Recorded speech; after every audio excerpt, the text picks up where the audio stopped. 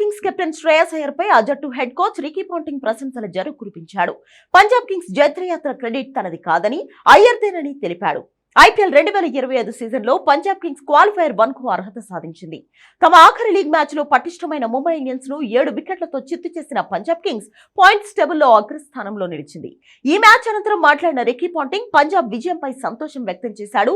శ్రేయస్ అయ్యర్ తో పాటు తమ ఆటగాళ్లపై ప్రశంసల జల్లు కురిపించాడు. శ్రేయస్ అయ్యర్ సత్తా ఏంటో తనకు తెలిసే వేలంలో భారీగా ఖర్చు పెట్టినట్లు స్పష్టం చేశాడు. ఇలాంటి విజయాలు సాధించాలంటే చాలా కృషి చేయాలన్నాడు. వేలంలో తాను ఖర్చు పెట్టిన తీరును చూస్తేనే శ్రేయస్ అయ్యర్ తో పనిచేసేందుకు ఎంత ఆసక్తిగా ఉన్నారనే విషయం అర్థమవుతోందన్నాడు.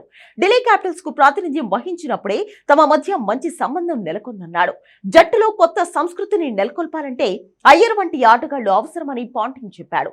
వేలం నుంచి కార్యాచరణను మొదలు పెట్టాలని, అయితే తనకు ఇది పెద్ద సవాల్గా మారిందన్నాడు. కొత్త ఫ్రాంచైజ్ కి రావడంతో వెంటనే మార్పు తీసుకురావాల్సి వచ్చిందని గుర్తు చేసుకున్నాడు. ఎప్పటికప్పుడు లక్ష్యాన్ని ఇంకా అందుకోలేదన్న విషయాన్ని తమ ఆటగాళ్లకు పదే పదే గుర్తు చేస్తానని చెప్పుకొచ్చాడు. ఇక యువ ఆటగాళ్లను పాంటింగ్ ప్రశంసించాడు.